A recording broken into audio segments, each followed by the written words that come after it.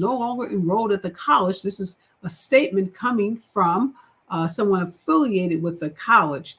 And also, there was an announcement made by the college of an investigation of the on campus incident, which happened at a gathering of men's swim team members on September 6th.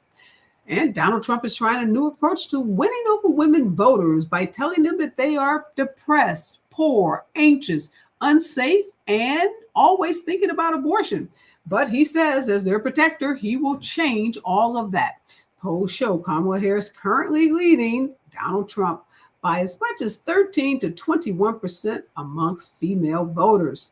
And Republican Senate candidate for Ohio, Bernie Moreno, who is running against the popular Democratic incumbent Sherrod Brown, was caught on camera at a campaign stop making the argument that a lot of suburban women, he says, are single issue voters who only care about abortion rights. He then said those women who take that position are crazy. Yes, he called women crazy, especially, he said, women over the age of 50, whom he argues reproductive rights should not even be an issue. And Kamala Harris is getting a stunning endorsement from a group that normally, I should say, back Donald Trump. This is the Police Leaders for Community Safety. They say they are all in for Kamala Harris. Now, this endorsement comes after one of the oldest and most influential law enforcement agencies, the National Fraternal Order of Police, backed Donald Trump. This is the news of the day, and this is Areva Martin in real time, and I'm your host, Areva Martin. This is your one-stop destination for today's trending news, expert analysis, and my unfiltered opinions. This is hour 2 of Areva Martin in real time, and this is the hour where we go a little deeper, where we dig behind those headlines and bring you the stories that people are talking about. Well, all of you, because if you watch this show, if you listen to this show, you know I spend a lot of time talking about the brutal beating death of Tyre Nichols. That was the 28-year-old young man in Tennessee who was stopped by Black police officers for some kind of alleged traffic violation. There was some kind of altercation at the first stop, and then he moves on to a second stop where he's pulled out of his vehicle and literally beaten to death on camera. He's just minutes away from his mother's house. He's trying to crawl his way to his mother's house. There's the most horrific video you can imagine of officers kicking and beating and stomping and standing around this dying man, just being so casual about the fact that they beat him. We also see in some of the video, the officers trying to get their story straight, trying to compose what the narrative will be, the lie will be, as they try to explain what happened to Tyre Nichols. Ended in just what should have happened, the indictment of 5 officers, former officers now, who 2 of which have decided that they are going to come clean. They're going to admit to what they did, and they've actually pled guilty. One of those former officers is facing a prison sentence of 40 years. One is facing a recommended prison time of 15 years. And these are just the federal constitutional violation trials to determine if the constitutional rights of Tyre Nichols were violated, if excessive force under federal statutes were used against, if excessive force was used against Tyre Nichols. This is not the state case because they've also been charged with second-degree murder by the local district attorney in the state. But one of the most brutal beatings and killings of an African-American, unarmed African-American man by police that we've seen.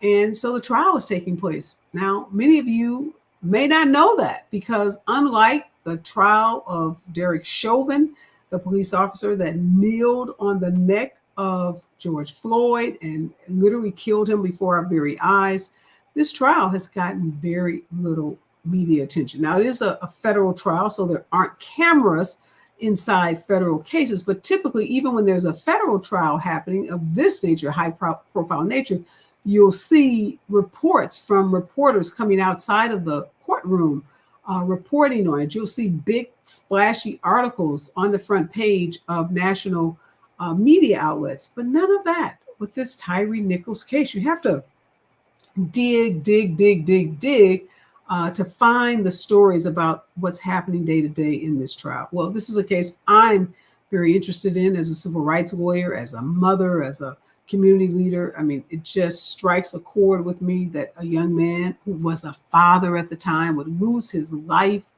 at the hands of police officers for the most insane, ridiculous reasons ever. And we're going to talk about what some of those reasons are that have been disclosed during this trial.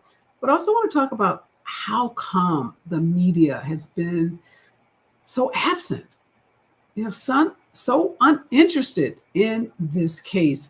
So Sharon Reed, Emmy Award-winning journalist, TV host for In the Black Network, has agreed to stick around and for the first part of hour to help us make sense of what's happening from a media standpoint with respect to this case. And we're also going to be joined in this hour by Bobby Grace. He's a veteran prosecutor. He's been involved in lots of cases similar to this where police officers have been put on trial for murder or other charges related to their handling of civilians. And talk to Bobby about why these 3 officers decided to go forward with the trial while 2 took a plea deal. Also going to talk about some explosive testimony in that courtroom today by one of those officers that did take a plea deal and then has come into the courtroom as a witness for the prosecution. So when we come forward, more on the Tyree Nichols trial right here on KBLA Talk 1580. Stay with us. You're listening to Areva Martin in real time on KBLA Talk 1580.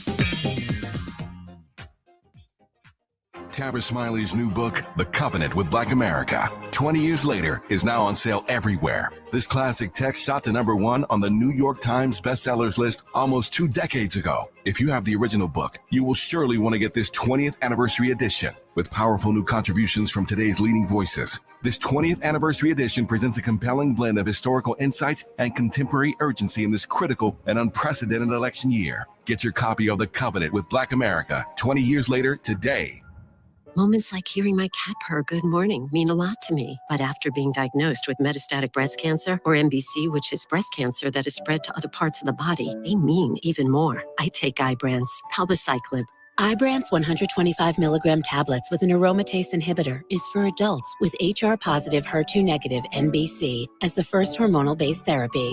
Ask your doctor about Ibrance and visit Ibrance.com. Ibrance may cause low white blood cell counts that may lead to serious infections. Ibrance may cause severe inflammation of the lungs. Both of these can lead to death. Tell your doctor right away if you have new or worsening symptoms, including trouble breathing, shortness of breath, cough, or chest pain. Before taking Ibrance, tell your doctor if you have fever, chills, or other signs of infection, liver or kidney problems, are or plan to become pregnant, or are breastfeeding. Common side effects include low red blood cell and low platelet counts, infections, tiredness, nausea, sore mouth, abnormalities in liver blood tests, diarrhea, hair thinning or loss, vomiting, rash, and loss of appetite.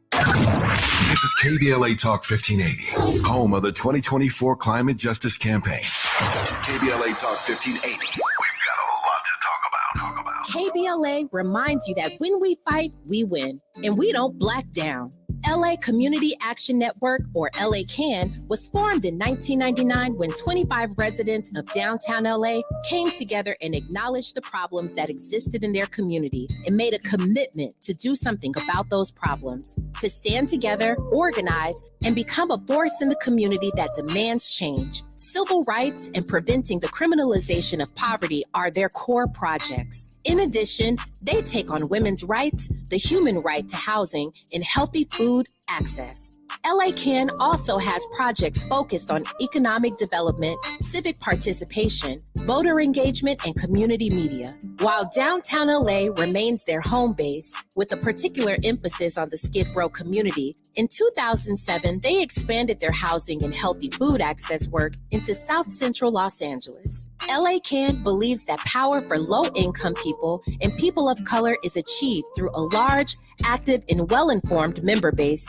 that utilizes a multitude of methods to advance their messages and goals. If you'd like to join the Los Angeles Community Action Network and organize people to fight back against oppression, please visit cangress.org. That's cangress.org. This is a community call to action from KBLA Talk 1580.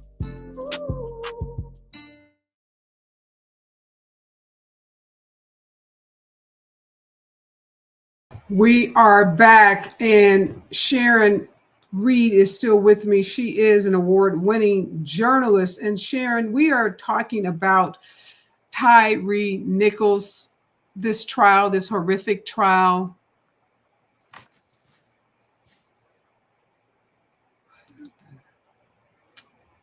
I don't know what to say when I think about this case. It is so horrifying. This 29-year-old man was beat to death by the very people that have the responsibility of protecting his life.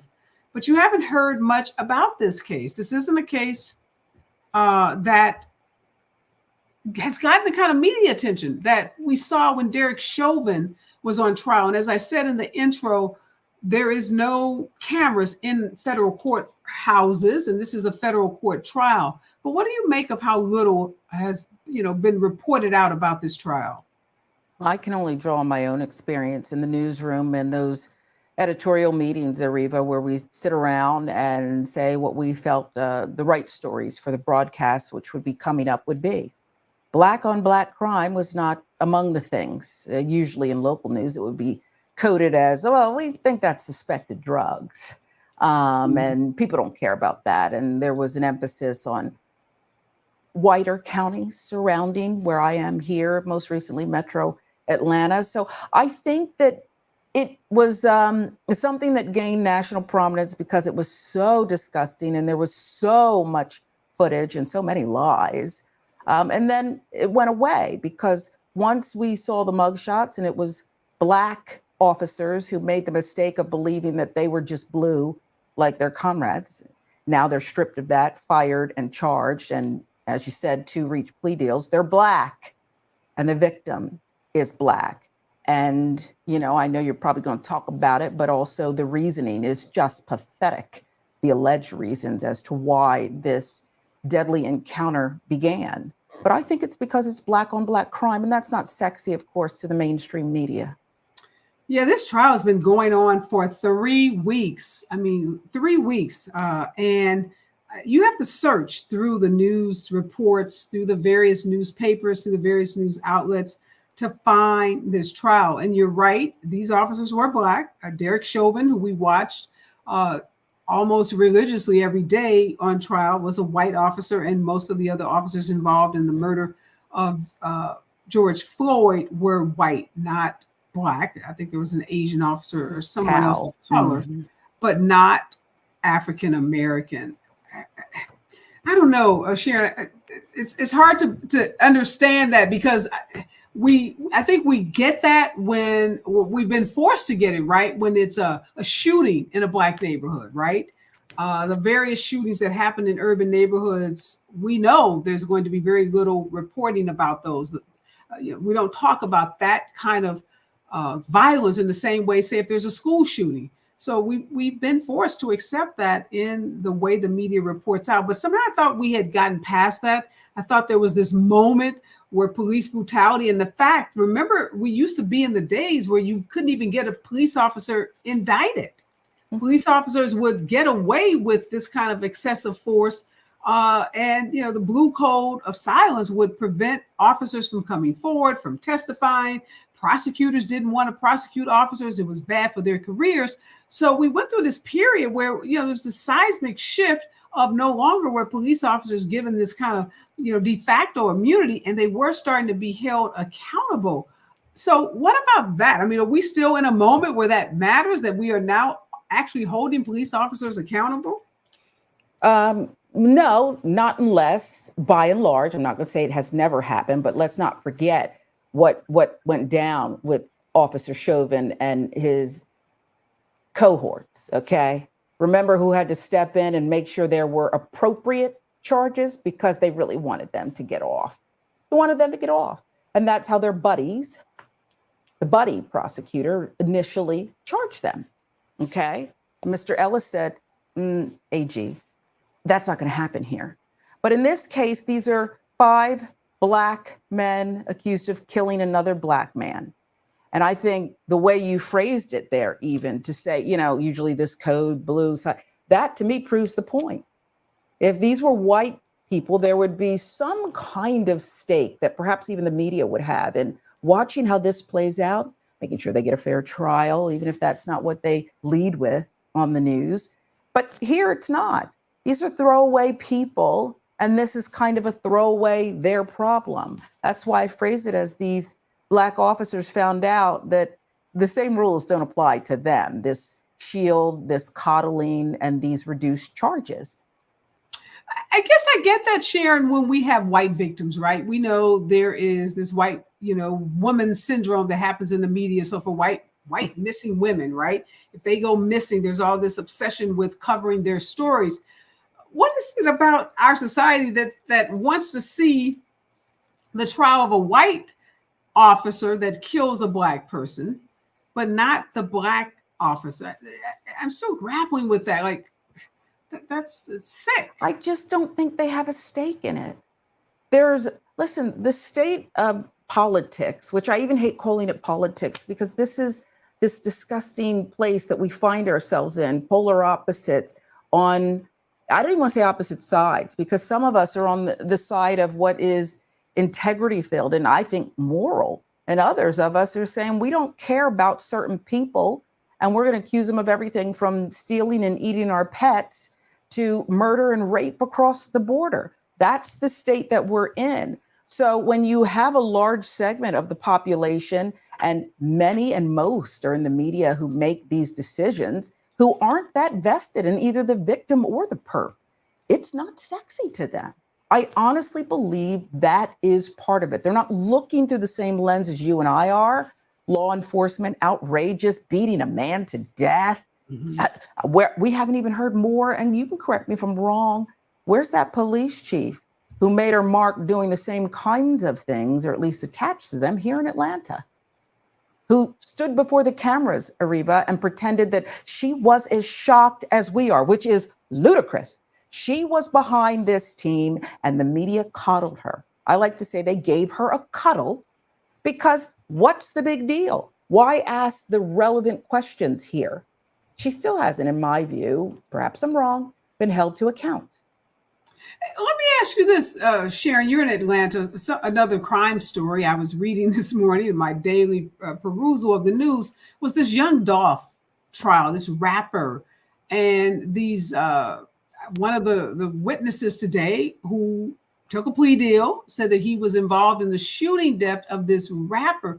Is that case, again, Black on Black, Black shooter, Black rapper, is that case getting a lot of play in the Atlanta area? I know this Tyree Nichols case, this is a federal trial happening in Memphis, Tennessee. It's the South, but it's not Atlanta. But this rapper, this trial, this murder trial of this young rapper is playing out in a courtroom in Atlanta. What kind of news media is that getting? Not much. And I would tell you, listen, Atlanta has a Black mayor, and and there's been vows that it will remain that way for decades, okay? But at the end of the day, media and different interests still rule. And there's many Black anchors. It's one of those rare cities. That doesn't mean the people who are making the decisions look like us. And I don't know that you should have to necessarily look like us. It should be balanced. It's not. But no, it's not getting a lot of coverage because this is thug life and nobody cares, And we've seen it happen time and time again, Areva. And I understand what you're saying about, there's a Black victim and an accused who is also Black. But I liken it to the same thing we saw about crack versus cocaine, or now with meth and all kinds of opioids, suddenly everyone is drawn to this and sympathetic and hiring mental health experts to explain why we had this phenomenon. That is not the case when you are dealing with stereotypically throwaway people, a rapper killed and this guy accused. It's just not where the media is. They're looking at Cobb County and Gwinnett County and other parts of Fulton. They're looking at rural parts of Georgia. They don't want to see this thug life. Instead of just covering what is an epidemic, a crime epidemic. And I want to make a correction. I thought that trial of Young Dolph was happening in Atlanta. It's actually happening in a state court in Memphis as well. So both of these cases are kind of simultaneous. We got the RICO case here. Yes, you have the RICO case. So this is the murder case of Young Dolph. I hear what you're saying about rappers, so I'll go back to Atlanta, even though this trial isn't taking place there. But rappers have a big presence in a city like Atlanta. Yes, Young Thug is in Atlanta, and Dolph is in Memphis. I got to get my hip hop geography right. Thank you, Robert. But given the presence of hip hop and rap music in Atlanta, what about that Young Thug trial? Is that is in Atlanta? That does involve an Atlanta district attorney. Is that getting a lot of news attention? It did at one point. And remember, Fonnie Willis, the embattled DA here, who's done some groundbreaking things, loves RICO. And so she charges them, and you have some in the music industry coming out and saying, how dare you? Remember, she was using actual lyrics from their music to convict them and say, there's a confession. And like I said, you had Kevin Liles and other music industry vets saying, this isn't right. But again, these are rap lyrics. Then came along the RICO charges against another criminal, another convicted felon, Donald Trump. And so that consumed the airwaves. And I can't quibble with that so much. This trial with Gunna and Young Thug, Gunna made a deal, has been going on for so long. The judge was replaced for having ex parte communications, which you would be able to explain better than I am. So there's lots of juicy stuff going on here. And yet, it's not really a thing. It's not a thing here. And again, we're talking on black crime. These are black defendants on trial for killing black rap artists. I just maybe thought because they're celebrities. So, in Los Angeles, a story that might not otherwise get coverage if there is a celebrity angle to it, even though it might be a person of color or a black person, it's likely to get more media attention because of the celebrity angle. So I was just wondering, in Atlanta, these rappers are considered, I would presume you guys consider them celebrities, right? Sure. But okay. Was Nipsey Hussle out there covered greatly? Yes, extensively. And so much so that people that didn't know him or know his music got acquainted with him. He became a martyr in many ways. Yeah. I mean, the media, basically made him into a saint. There were people who, had some reservations about that, but there was a lot of focus on his community involvement, the work he did around the community, the work he did to promote entrepreneurship and business ownership in the Crenshaw district in Los Angeles. Not so much focus on his gang ties, his gang affiliations, but his murder was heavily, heavily covered. And like I said, folks who had never heard of Nipsey Hussle learned about him. So I was just wondering if Atlanta had the same celebrity culture, because we know celebrity news takes on a different, level of importance depending on the city. A good friend of mine from New York, I remember years ago, she was visiting. She said she was never so disgusted by the local news in LA because she never wanted to know as much as she learned about celebrities by watching she said, Areva, she said, I was just fed up by the time, the news was over. It was like celebrity news story after celebrity news story. So I'm a little surprised that Atlanta doesn't cover its black celebrities, i.e. these rappers. It does, but Areva, this is, LA's a special place, a special bubble. I'm not saying it's free of the things that we experience. This is the South still. And people like to think of Atlanta as this black Mecca, this magical place. But even within the construct of what is Atlanta proper, there is a coexistence, a contract, if you will, between Buckhead and white business and Atlanta and the political machine here that is only able to coexist if we allow for certain things. But the rest, minutes out of Atlanta proper, you got to remember, this is still the South. Ahmaud Arbery's family knows that. They know that.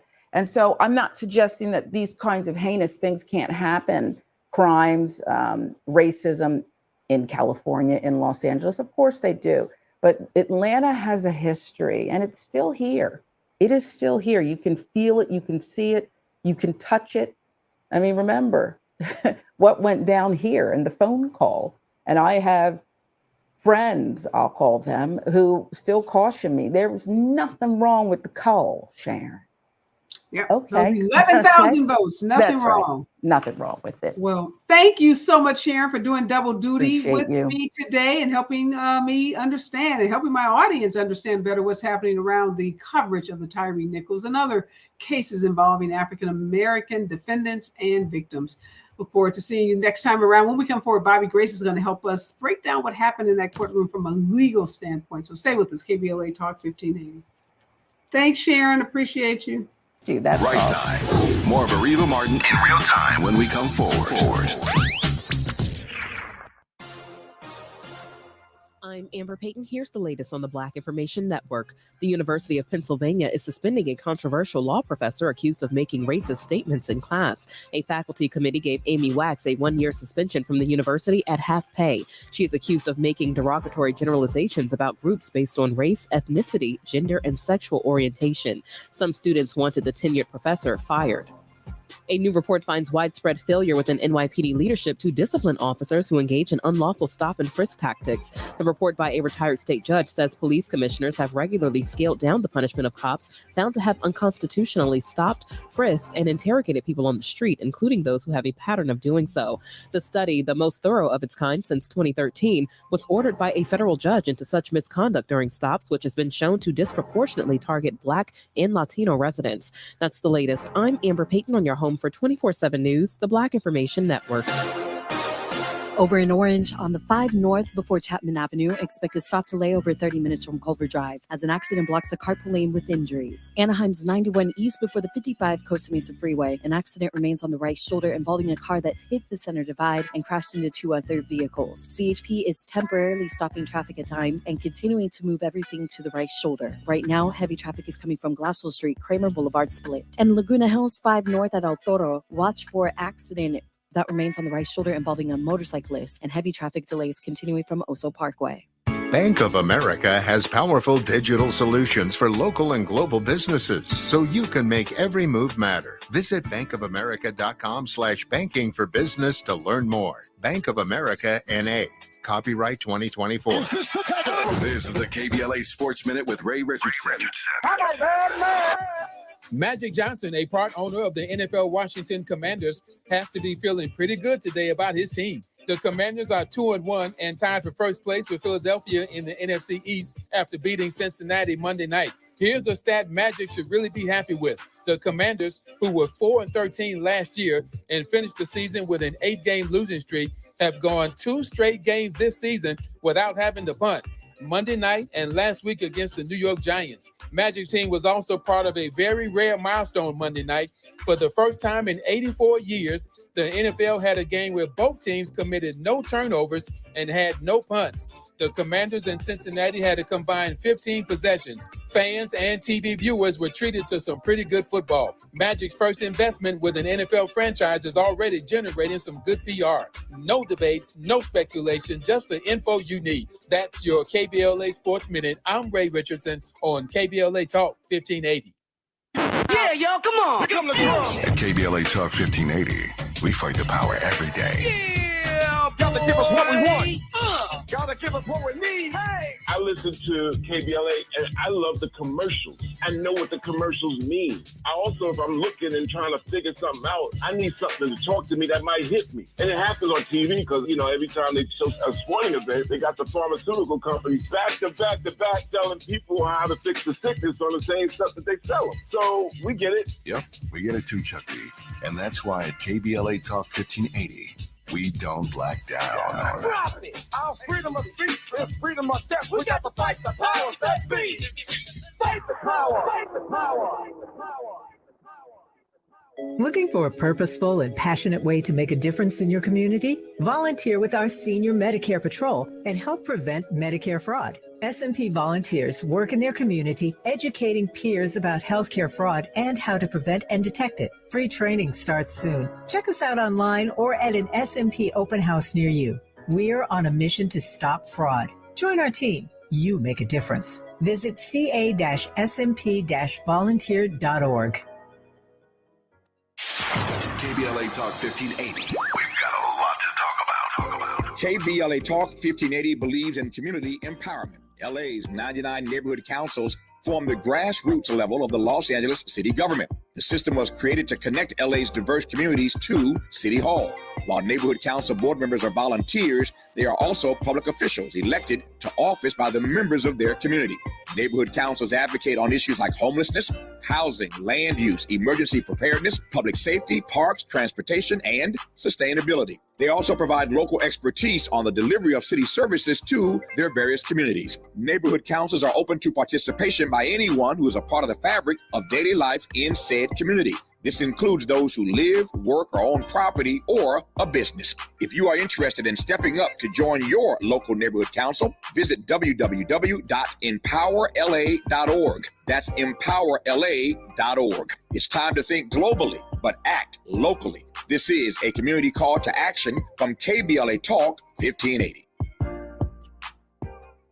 Hey there, Los Angeles. This is James Lucky Jr., publisher and editor of Los Angeles News Observer.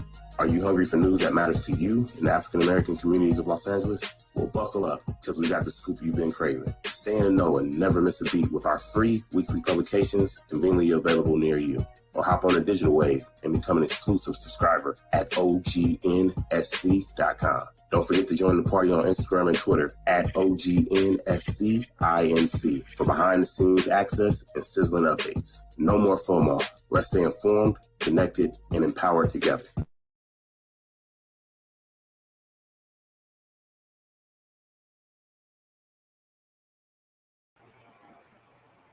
We are back, and in some breaking news, the state of Missouri has executed Marcellus Williams by lethal injection. Now, this is over the objections of the local prosecutor whose office obtained Mr. Williams' murder conviction in 2003. All of the efforts by his current attorney, by advocates throughout the state of Missouri and throughout the country to have the governor issue a stay of this execution failed.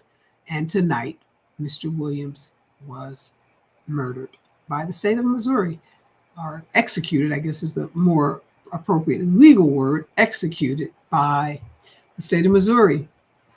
Really just shocking. Heart goes out to his family and all those advocates that worked so hard to try to stop what looks like another African-American man executed by a state on really shaky evidence. We're going to do a whole show on the death penalty, on the disproportionate use of it as it relates to African Americans, and how often, like Mr. Williams's case, there are flaws in the evidence that suggest that this person is not guilty. Yet states like Missouri routinely move forward with these executions. And in this hour, we're talking about the trial of three former Memphis police officers. 5 of those former Memphis police officers were charged in the January 2023 beating death of Tyree Nichols. These former officers stood by his body. They laughed after they punched, kicked, and struck him with a baton in an attack that a federal prosecutor says was punishment because Mr. Nichols tried to run away from a traffic stop. 3 of these officers, Tadarius Bean, Demetrius Haley, and Justin Smith, are charged with violating Mr. Nichols' civil rights based on that January 7th, 2023 beating. They're charged with excessive force, being deliberately indifferent to Mr. Nichols' medical needs, and conspiring to witness tamper and witness tampering. Now, it's important to note that 2 of those 5 officers involved that night have taken plea deals. And one of those officers, former officers, Desmond Mills Jr., took the witness stand today and did something that I don't know has ever been witnessed in a trial of police officers. Invited Bobby Grace back. He's a veteran prosecutor, regular on the show on these complex legal issues. Welcome back, Bobby. Thank you for joining us today. I don't know. I've never seen this happen. When Desmond Mills took the witness stand this afternoon, he was shown some footage of the body camera. We know there was a tremendous amount of body camera in this case. He looked at the body footage. He paused for a minute, and then they said you could hear him crying through his microphone before he started saying, "I wish I could have stopped the punches. It hurt to watch. It hurt inside so much." He went on to apparently weep on the witness stand and say he was sorry. He was sorry. He left Mr. Nichols' child fatherless. Have you ever, in the 30 plus years as a prosecutor, ever seen a police officer not just testify against a fellow officer, but weep and express the kind of remorse that Desmond Mills did today in this trial? Good afternoon, Areva. No, we've never seen this really in a high-profile civil rights case. It's unusual for witnesses at this late stage of the game, a defendant, former defendant, to take the stand against fellow officers, and it's really unusual for that to happen in this type of civil rights case. So everything about this case is unusual, Areva, and obviously the fact that he was weeping really brings into focus the fact that these were Black officers that killed a Black man, and everything about it is sad and tragic. I'm trying to understand, Bobby, given all of the body cam video, given the fact that 2 officers took a plea deal, what possibly are these 3 officers that are on trial? What do they think, is going to be their, what is the defense that could possibly get them off from these charges? Well, it may not be that they're thinking that they're going to, quote unquote, get off. They may be hoping that that they get a miraculous verdict, as what happened with the Rodney King case. They may be thinking that that the jury won't hold them accountable to the fullest extent of the law. And perhaps if they are found guilty, they're hoping that a judge won't hold them accountable to the fullest extent of the law. So there's many reasons why someone would want to go forward and go to trial. Again, this case is very different than many of the cases that we've seen that involve police brutality, because the officers are all Black and the victim was Black. And it's really hard to get into the defendant or the defense attorneys as to why specifically that they would want to go ahead and go forward with a trial, but probably because some of the officers feel that they shouldn't be held accountable to the fullest extent of the law, and that perhaps they're going to try to argue, well, I wasn't the one who did X, Y, and Z. Yeah, we know that from the defense attorney's opening statements that one of the defense lawyers has made the argument that Tyree Nichols had choices. They're trying to paint him as the aggressor. They're saying he had a choice. He could have stopped when they tried to stop him for the alleged traffic violation. They're saying he had a choice to not, quote unquote, fight back, not to resist. And they tried to paint this as a case where Mr. Nichols essentially brought this beating on himself. Is that insulting, you think, to jurors? Well, in this case, we have very clear body cam footage that shows, in my opinion, that not to be the case. But essentially, Areva, we're talking about the same defense that the white police officers used in the Rodney King case, and it worked. Many different reasons why it probably wouldn't work in this case, in particular, because the evidence is, I think, much more clear as to what each particular officer did, and more importantly, why they were doing what they were doing. There was so much race that went into the Rodney King case. They really, and the media played a big part in this. They made, quote unquote, a monster who the officer had to subdue the way that they did. I don't think that argument is going to fly, especially with all the years that have gone by between the Rodney King case and this case, and so many other high-profile police brutality cases that we've seen. I just don't think that the public would buy that. Also, that case was tried in Simi Valley, so you and I, being Californians, we know that that's a little bit different than probably the jury pool that these officers are facing right now. But do you think race matters in the sense, Bobby, that, I don't know, jurors might be less inclined to hold Black officers accountable because Black on Black crime is so prevalent in this country? We do not value Black lives in this country. So do you think jurors might say, oh, well, it's just some Black men beating up another Black man? As cynical as that sounds, do you think race could play into this case in that way? I don't think so. I'm sure that subconsciously they're hoping that that some jurors will take that tact. But actually, for me, it plays the other way. I think that people will want to hold the Black officers to a higher, standard, and they're going to find that they probably aren't going to get the kind of sympathy that a white officer would get because of racism. So that's the way I see it.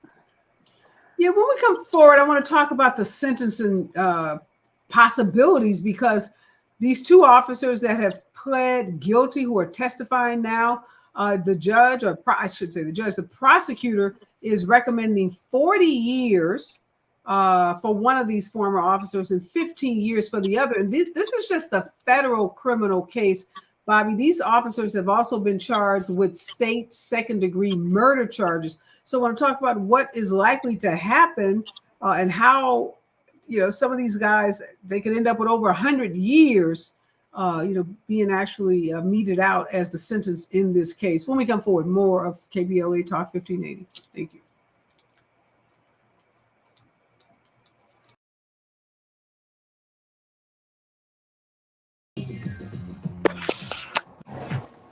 Sweet chocolate reward. Sweet chocolate reward. This is not just the sound of someone picking up a sweet treat at Walgreens. This is the sound of someone picking up a sweet treat right after receiving all their vaccines in one trip. This is the sound of treating yourself, because you protected yourself. Stop by or schedule both your flu and COVID-19 vaccines today and grab yourself a sweet treat while you're at it. Vaccine subject to availability. State, age, and health-related restrictions may apply. Mommy, want to play a game with me and Dad? Mommy's not feeling good. You need to vaporize that cold. Vaporize? Yeah, with Dayquil VapoCool. It's Dayquil plus a rush of Vicks vapors. Whoa. Come on, honey. Let's let mommy rest. You guys are amazing. And so is Dayquil VapoCool. Dayquil VapoCool, the vaporizing daytime coughing, aching, fever, power through your day medicine. And to vaporize sore throat pain, try Vicks VapoCool drops. Use as directed. Keep out of reach of children. October 2nd is California Clean Air Day. It's your chance to ride Metro for free. You'll be helping make the air cleaner and our roads less crowded. Let's clear the air together and make Los Angeles healthier. Check out metro.net for more info. Looks like Bobby needs a ride again. Grab the keys. Let's take an auntie to the swap meet. Grab the keys. Whether you're giving rides or hauling gear, do it all in a Chevy SUV. Head to your local Chevy dealer, where well-qualified buyers get 1.9% APR on all 2024 Silverado 1500, Blazer EV, Equinox, Trailblazer, and Colorado models. Chevrolet, together, let's drive. 1.9% APR for 36 months. Monthly payment is $2,860 for every $1,000 you finance. Example down payment 12.7%. Must finance with GM Financial. Some customers may not qualify. Not available with lease and some other offers. Take your retail delivery by 9/30/24. Linking social justice and climate justice all year long. We're unapologetically progressive. KBLA Talk 1580. The California Crusader newspaper would like to thank all of our subscribers for their support throughout the years, proudly serving the South Los Angeles and South Bay areas for more than 40 years. The California Crusader is a multicultural, Black-owned, adjudicated newspaper that focuses on providing newsworthy information to the people in our community. We're constantly looking for ways to assist businesses in our community to connect with our subscribers. We provide low-cost, effective ways to promote your business with our reasonable and affordable advertising rates. You can participate by suggesting, sharing, and submitting your stories on the California Crusader newspaper Community Share Facebook group page, or visit our website at cal-cruise-news.com. That's calcruisenews.com. Then click on the Submit Now button located on the top right corner of the homepage, or text CCN to 42828. Again, text CCN to 42828. The California Crusader newspaper, working together to build a better community for our future. Subscribe today.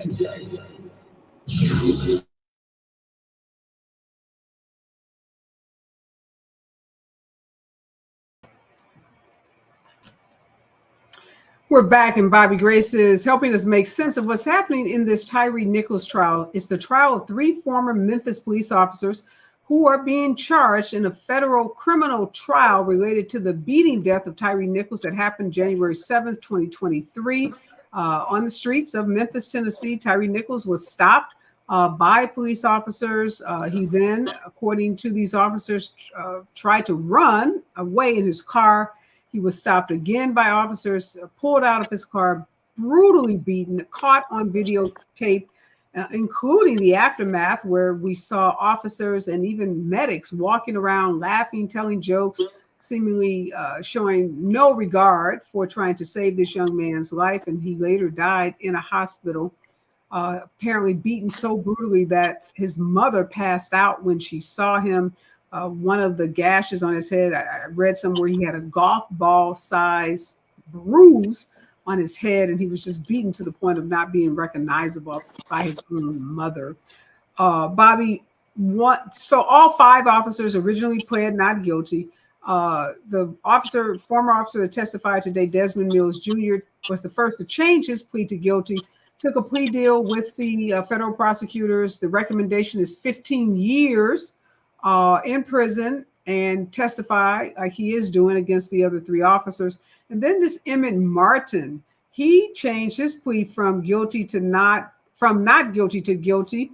And the recommendation for him is a prison sentence of no more than 40 years. Help us understand why the big difference between 15 years being recommended for one, 40 years for the other, and what's going to likely happen when these former officers get over to state court, because they're also facing state charges.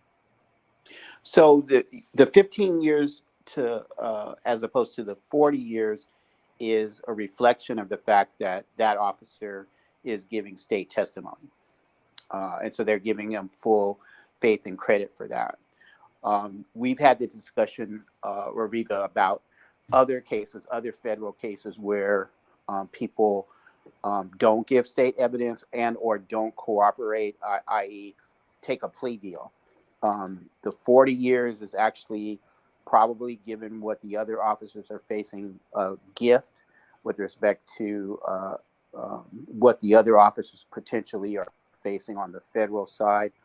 But I'm sure that the government wanted to make sure that the families of the victim and the public understood that this particular officer, the one that's getting 40 years, that he was being punished to a great extent. But he is getting credit for the fact that he didn't make the government go to trial, and he's admitting guilt. So these charges, these federal charges, carry a life in prison possibility. So these 3 that are bold enough, Tadarius Bean, Demetrius Haley, and Justin Smith, who feel like they could somehow gaslight, I guess, jurors into believing that they were not responsible for the beating death of Tyre Nichols. What likely is to happen to them if they are convicted? They're looking at a real possibility of life, given the very nature, as you have so vividly told the listeners about what happened and how this young man lost his life. He got a lot of publicity at the time. Somehow it's kind of gotten off the radar, but now that the case has gone to trial, it is back. But I remember very vividly and being shocked and amazed at the brutality that these officers showed on the body cam footage. And I just could not believe that they were treating another human being this way. And so there's a very strong possibility that the judge will give them, if the jury agrees that they should be held accountable to the fullest extent of the law, that the judge will sentence them to life. They're looking at a real possibility of that. And then what happens when they move over to state court? Because this is the federal trial, and presumably there's going to be a state case, although I can't imagine if there are convictions for these 3 that are on trial in this federal case that they don't change their plea in state court. I would agree.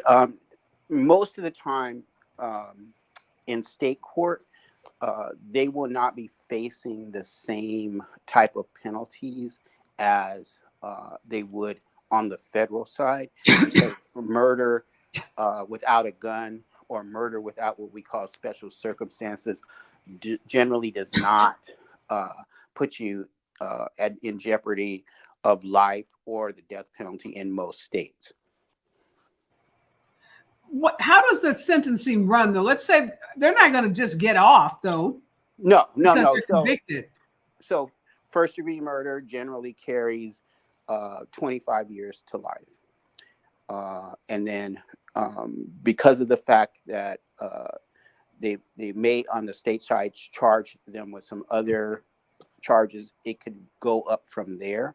I don't expect that they will get anywhere close to 40 years to life or 50 years to life on the state side, because the statutes just don't carry that much penalties unless it was what we call a special circumstance case, and or if a gun was used, which didn't happen here. Are these sentences, though, usually consecutive or concurrent?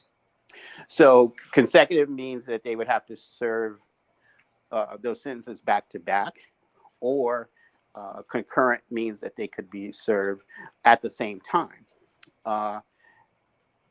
Generally, you have to usually serve your federal crime first, then do your state time. And I would expect, even though they'll be facing charges in the state side, I think the federal government will want them to have to do their state time first. And if they get life, I don't think they're going to be around to do the state sentence. So we know the federal prosecution has already called more than 15 witnesses, including current and former officers, medical personnel. We don't know yet what the defense is going to do in terms of the presentation of its case. In a case like this, would you expect these officers to testify? You know what? That would be difficult. If I was advising them, I wouldn't, because you would be subject to cross-examination by very experienced federal prosecutors who would really do what I would do as a prosecutor. I would put the bloody weapon in their hand. There wasn't, quote unquote, a smoking gun here or something like that. But I would take each officer right back to the crime and play the tape and have them go, what were you thinking here when you struck him here? What were you thinking here when you struck him here? Were you thinking of that you were trying to subdue him, or were you trying to mete out anger and punishment for him? And I would go through each of the blows and really make it vivid for the jury beyond what they've already seen. So it's a great risk to put those guys on the stand just to say something to the effect, well, I was only subduing him because he ran. That's not going to fly. And I don't think any juror with a conscience would go along with that type of argument. Yeah, we also know from the opening statements from the defense lawyers, they're also going to try to paint this as a picture where these officers were simply following the training that they have been presented during their academy and during their training with the police department. Real quickly, how likely is that to be a winnable defense strategy? 30 years ago, possibly, but there's been a lot of changes. That when President Obama was in office, he worked with police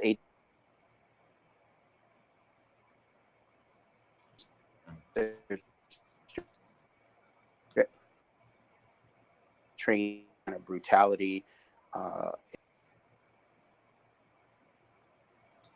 Yeah, I think we're losing Bobby's signal, but you're stating that when President Obama was in office, he commissioned a whole force of law enforcement experts to talk about what national training standards should be.